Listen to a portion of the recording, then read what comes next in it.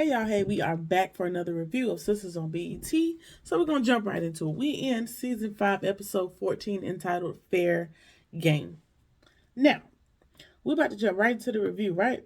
But I'm going to preface the I'm going to preface the review by saying if I'm speaking a little more slowly than normal, it is because I have partaken in a few spirits. So I'm in the spirit, if you know what I mean.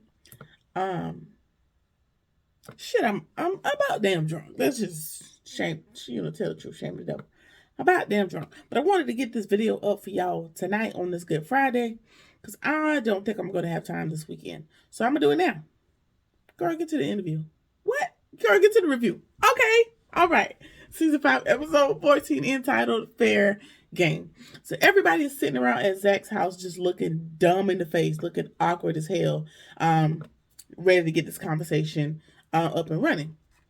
So they want to talk about the baby, and he tells Karen that he plans to fully be there for the baby if it is his, and in order to make things easier for everybody, they want to figure out some sort of child support situation, some sort of child support arrangement. Karen asks, "Oh, well, why are you asking all of a sudden?" Which is fair.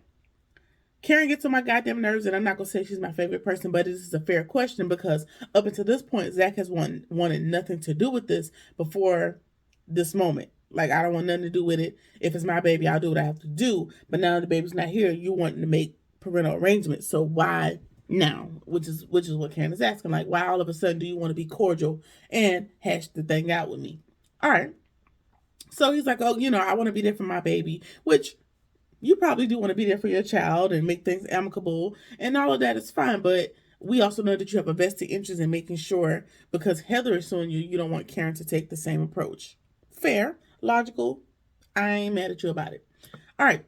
So he thinks that $3,000 a month is fair. He thinks that $3,000 a month is fair for expenses or things that relate to the baby. And so Karen basically scoffs at the offer, and she tells him like, well, I already been to the doctor. Basically, I took Fatima's advice, did the ultrasound thing, and the baby's confirmed to be yours. So not if, but yes, this baby has been confirmed to be yours. Which, side note, I feel as if Karen is lying. I feel like when Andy and Danny asked her about the timeline at the doctor's office, I feel like she lied about who was first or whatever, because I feel unfortunately for me, my memory fails me often, so I can't think of the details because it was so long ago. But if I remember correctly, her and Aaron hooked up first, and then Zach was a spur of the moment hookup in the back room in the salon. So I don't think, if I remember correctly, Zach's really not that baby daddy. So, girl, you're lying yet again. All right, anyway, she tells him that the baby is his, and she tells Fatima she did the ultrasound thing, like I said earlier, and she tells him, they're trying to make nice. Well, Fatima tells her, like, girl, we trying to do right by you. We trying to talk about the baby, and you got an attitude. Like, what's the problem? Like, you giving us slack, you giving us shade. What is it? And she's like, listen, it ain't you. It's not your problem. I'm just upset about the fact that y'all got the house, everything in this house. Like, I'm really just pissed off that this is the long and the short is Karen is pissed because Zach has glowed up and she's not a part of the glow up. That sums up the Zach and Karen. That's the angst between the two. He glowed up. He had the potential to glow up when they were together, but he didn't act on it. He had the potential. He didn't. Now she pissed about it. So everybody got to pay for it. All right. She claims she's not going to sue him for child support if that's his concern. And she reminds him, like, listen, I've always had my own money, even when we were together. So I've had my own money, and I continue to have my own money. So I really ain't going to sue you for nothing, and I don't want nothing for you. And then to add, she's attempting to add insult to injury by saying, and I have Aaron, so we good over here. Basically trying to one up the situation because she sees that Zach and Fatima are like a package deal at this point. It's like, they handling this as a couple, as they should. So now she got an attitude. All right, so they get up. She gets up and she's ready to leave, right? Like, thinking she didn't checkmate the situation. And she's still being smug, throwing a little shade or whatever. And now her and Fatima are shading each other because Fatima is sick of Karen's attitude at this point. And so Fatima's like, listen, like she feeding it back to her, like, I've been nice to you thus far. Now let me go ahead and say something. All right. So she was like, listen, y'all seem happy, and that's really what messes me up about the situation. And so she's in there going through the house, like, these pictures on the wall, this table that Zach built me. He built you the same exact table. And then she spots the engagement ring, and that renders her speechless. So she sees the engagement ring on the mantle or whatever it is in the house. Now, her entire countenance has changed. And she tells him, so basically she is done with the situation, but when she gets to Andy's house, which we'll get into later, she wants to sue for more than the $3K because she's bitter and she has an issue with this man's glow up and the fact that he is definitely and utterly moved on with somebody else. There's nothing you can do about that, baby girl. You got to settle in that fact. You got to live with it. But it's the show and we got to go through it, right? All right. So, she sees the engagement rings and tells him, you come up with an agreement and Andy will look over and I'll sign it. Basically, she's trying to sign over her rights just so she could be, because she got an attitude. All right. So, after she leaves, Zach and Fatima have a heart-to-heart moment. He knows he can't fix everything that's going on right now, and she deserves better than him, and she's still going to stick beside him. That's the gist today. Moving right along. Maurice calls Calvin again, and he seems a little less pulled up than he has been. He seems to be losing his grip a little bit. And Calvin tells him, like, listen, Sabrina's going to talk to Andy, and we're going to get it together. But in the meantime, you need to be working on a lawyer. And we're going to see if Andy can be that lawyer. And Maurice is kind of smart about it and says, listen, I want my own lawyer because the only knowledge he has to work on is what the prosecutor has implanted into his thought process of, hey, Sabrina done snitched on you, so you need to, every man for himself type of situation. And he's like, listen, I'm gonna hear you out. Give me Andy's number, but Calvin doesn't have it, and he has to get it from Sabrina. And they're just having this dialogue, and Calvin and Maurice tells him, like, listen, I know everybody blames me, which, if we're being honest, you got a little, on a scale of 1 to 100%, you got like a little 5% responsibility, because had you left this man alone when he was out of your hair, we all wouldn't be in this situation. So I can see where if somebody blamed a little bit of it on you, where they would not be wrong in that blame. But Calvin tries to assure him, like, no, we don't blame you. We all know that, Q really ain't shit, so it's not your fault. So, again, we just stick it in a little bit longer and we'll hash out everything in the morning as to whether Andy can help you or not. All right. At the basketball court, Karen goes to see Aaron, and she's oddly sweet. Like, she's jovial. She's just being real cute or whatever. After getting off the phone with Pam, making sure she's locked up, she's being real annoying about that. Which, I guess, if you almost burned my damn livelihood down, girl, I would call you every day too to make sure you do what you need to do. But anyway, she's being all sweet on him and claims she just wants to stop by and thank him for his consistency. All right, I'll let you have that. And then he's wondering, like, what brought this on, which is a legitimate question because you've been a Sour Patch Kid this whole time. Like, what brings on the compliment, telling me that I'm consistent and, being real relationship-esque in this moment. And so she tells, and what I think that Karen is leaning into Aaron now because she's now sure that Zach has moved on, and she's going to live with that under the guise of, this letter ceremony that my mom made me have has provided me with clarity, and I'm clear to move on, which ain't really the case, because with every new tidbit of information that she gets, she slides back into this whole bitter, aggressive stage, which means you're not really truly over it. But if you say you are, sure. But I feel like she's giving, what's his doggone name? She's giving Aaron next best thing, if that makes sense. Like, it's like, okay, I couldn't have my number one pick, so I'm gonna go with the runner-up, and I'm just gonna make it do what it do. It's giving, next best thing, and that kind of sucks for Aaron. But at this point, he seems to be happy to just being a number child. So we'll just go with it. All right. So Danny gets to Andy's because remember they were supposed to have a little sister circle meeting later on that evening. And Gary is standing at the elevator and he is butt bunky booty naked standing at the elevator talking about, I was waiting for you. I was waiting for you, Andy. And it ain't Andy. It is Danny. And so now he is utterly embarrassed because now this is Danny's second time having to see her homegirl's boyfriend, whatever, but as naked.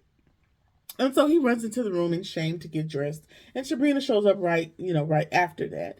Danny's about ready to change her mind about Gary, child, because she can see, she can provide testament as to why Andy is sprung over Gary, because he is let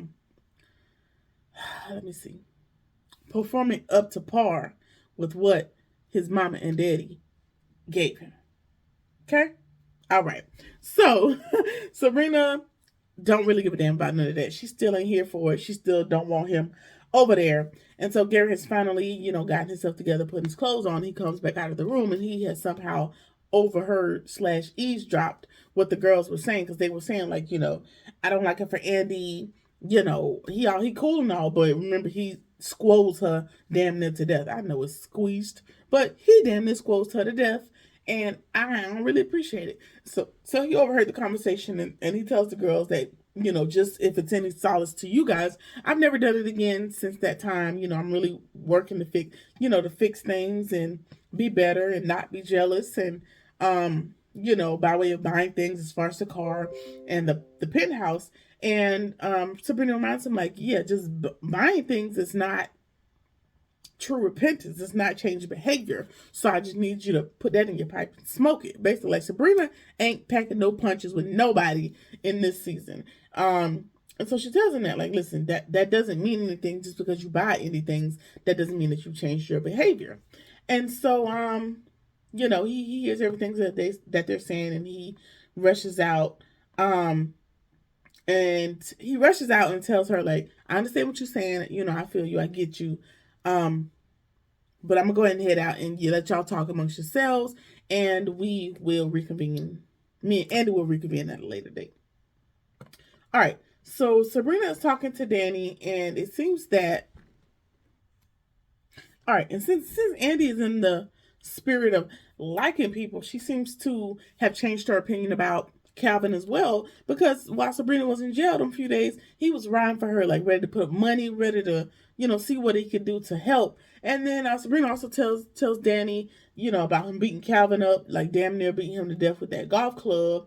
And wonderful. All of that is wonderful. But for me, I'm not really sure why Danny didn't put 2 and 2 together in that moment. Like, I got extremely and utterly frustrated because I feel like, now y'all get in the comments or whatever, tell me if I am mistaken.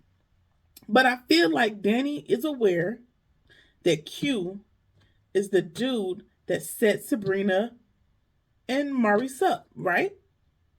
But it also feels like he is being so nice and chivalrous and kind to her, which is a part of his scam that he's ran 1,000,000 times.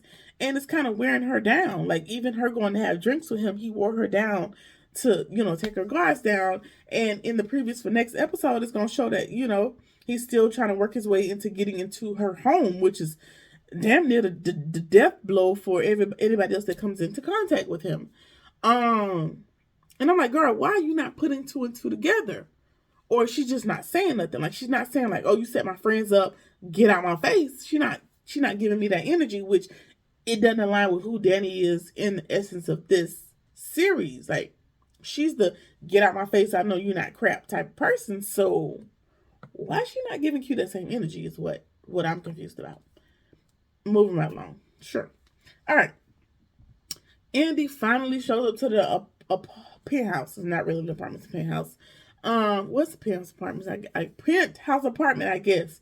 And she's in panics because she's trying to get up there and tell the girls everything that happened at Zach's house before Karen gets out of the car. Unfortunately, she ain't fast enough, and Karen gets up there and she's like, I know you came up here to tell the girls everything. Go ahead and tell them, Andy. Go ahead and tell them what you just heard.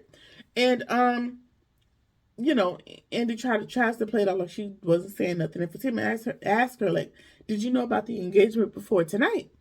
And she's like, yes, I did. So now Karen has a brand new attitude, and she thinks that she thinks that she's been able to confirm that Andy's loyalties now lie with Fatima because she did not tell Karen business that was not hers to tell.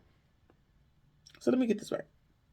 You want me to tell you your potential unconfirmed, at the time, your potential unconfirmed baby daddy's engagement information. Why? It's an engagement. Engagements are a dime a dozen. Why was it so important to your life that this lady, like you said, her loyalty is to Fatima, which it is possible to hold loyalties to more than one person, right? I can be loyal. I can have a loyalty to Karen and Fatima. Why do you feel like that lady was supposed to tell you them people business? And if not, she's an unloyal friend that don't have your best interest at heart because she didn't tell you somebody else's business. Because if it was your business and you didn't want her to tell, you would want the same discretion, right? Or no? Karen just makes my ass itch sometimes. That's really just the long and the short of it. But whatever. Like I said, she's got an attitude with Andy. And so the other girls are asking, what was the situation? Because we know you want to be done with Zach. What's the offer? What is it giving? And she tells them about the 3,000, and so everybody's thinking like, yes, we're good. All the other girls are like, yeah, we're good. That's a good number. And she's like, no. I told him no, I'm not taking it. I want more than 3,000. Child support is based off your income, and since he's making so much money over there, with, being with Fatima, I want more than 3,000. So, yeah, and she's still hanging on to this claim that she's seen the light. She's released this. She's done. She's over it. But she, on this other side of the spectrum, she's still giving bitter baby mama. Like, she's still not leaving well enough alone. She probably gonna try to sue Zach and get more than what she rightfully, I don't know. I won't say rightfully deserves because that's gonna be a debate, and I ain't got time. Anyway, she wants more than 3,000 because she feels like they got so much stuff over there in their house, or he makes so much money. She wants more than that. So now she's just got attitude because they're engaged, and she wants more than she thinks he is willing to give her. Sure. All right. They tell Andy about Gary being at the elevator naked. She runs out to give him a call. Now he has weaseled his way back into another appointment, coming back over. He's gonna spin the block once the girls leave. And now she's gonna try to tiptoe back out like she wasn't in there head over heels, and she's gonna try to rush them out so he can come back. Which is gonna fail to be probably a problem later on in next episode, because in the previous it shows that I think Gary has been able to pick up that she may or may not have tipped Robin off, which could be a point of contention because now they're on opposite sides of this battle for the law firm. Okay? All right. So, moving right along. Now, they're talking about the case, and Sabrina tells them, what the prosecutor is offering Maurice, and basically he's just out for her head. Like, he wants her head on a platter. And Danny's like, that's really not the case. He's got it out for Andy because she defeated him in a divorce case, and now Andy has to, give her insight on that. And that's really what the problem is. That's been the problem this whole time. And if she asks Andy, like, listen, okay, let's switch gears. Let's talk about Maurice. Like, are you able to help him out? And so Andy's immediately like, nah, I can't get jiggy with it. Like, I've been called in a lot of favors just to help you out. I hate it for your boy, but I don't think I can help him out. And, everybody begs and, pleads with her enough for her to say that she'll try to help Maurice out, which, I mean, at this point, that's the best you could do. Like, you done called in a million favors in two episodes. So, yeah, you can only do so much, which is unfortunate because if you can't help Maurice, it will look as if Sabrina's dimed him out, because that is only his purview. That's all he can see. That's all he will know. And so, hell, you not helping Maurice could mean Sabrina ends up in prison. So you got to catch 2020. What? Catch 2020? Catch 22 to figure out in this instance. All right. And Andy again, she annoys me because she has a habit of doing this. Once she is on Front Street, once her business is on the street, and she has to, give her information, she will volunteer somebody else's information, which pisses me off. But since everybody know her business now, with Gary still coming around, whatever, she tells Danny's business about her hitting the man with the car, and Danny is unmoved. She's like, yeah, I did it. I meant it. I ain't thinking about it. Preston had a ring in his pocket. Okay, I didn't ask him about it. I'm here getting drunk. What about it? And what about it? All right, cool. So Danny really just kind of took the wind out of them sails and moved right along. She's like, girl, you tried to tell my tea and it didn't even work. It didn't even matter. So, yeah. All right. So we are at Zach's, and Fatima brings him the paperwork, and he has not opened it yet. And the paperwork is what Hayden served him, court paperwork. He ain't opened it yet because he don't want to know what they're asking for, because it's just, he don't need that kind of negativity in his life at this moment. So she opens it for him and she reads it, but she does not tell him what it says. So now, curiosity, as with any other person is going to kill you and get the best of you with the paper sitting right in your face, that the person sitting next to you has the information. Now you want to read it. So he reads it and realizes that Hayden and Heather are coming for his throat. Like, they trying to take everything from up under him. They are asking for $500,000 large. If I'm not mistaken, Zach won millions off of the stock thing. Now, I'm saying millions as in plural because this house seems to be a great investment, and he has some other investments out there as far as trying to get into the real estate market, and that's coming over from the Zatima series. So he's made more than $1 million, off of that stock tip. So she's asking for $500,000. I think that this is just the beginning of what she's going to ask for, because he made more than $1 million, and she's going to come for half. $500,000 is only half of $1 million. We know that he's made more than $1 million. Just by across the series, the different series, we know that he's made more than $1 million.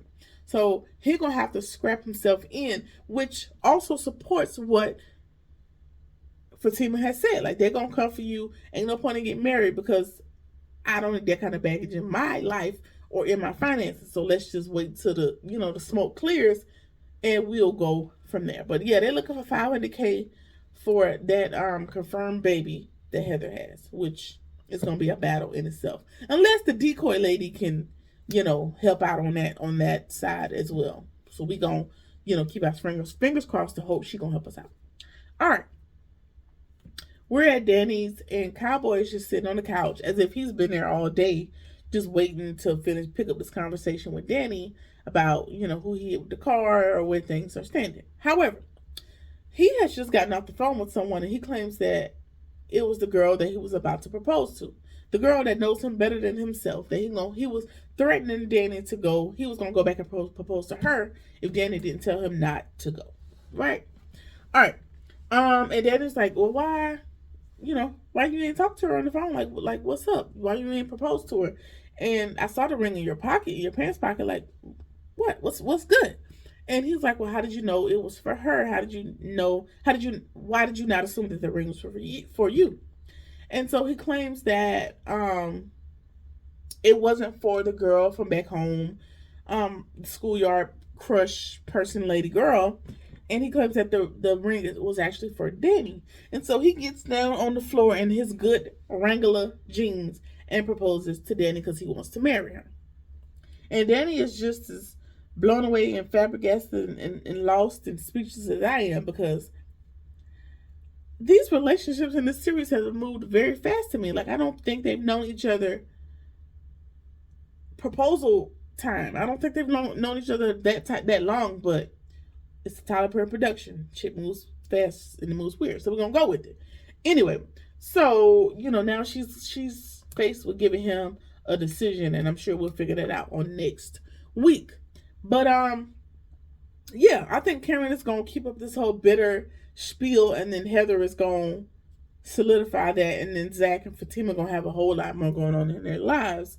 Hopefully Andy can help circumvent Hayden and what's his name? Gary, trying to take down, and she'll still have a job because she may or may not have a job if Gary and Hayden becomes the boss. Because come on, those two numbskulls being the boss or something, destined to fail. Anyway, that has been the episode. Let me know what y'all think about the episode. Did I miss anything? What are your predictions? Like, comment, share, subscribe, or whatever it is that you feel like doing. And I'll see you on the next one. Peace.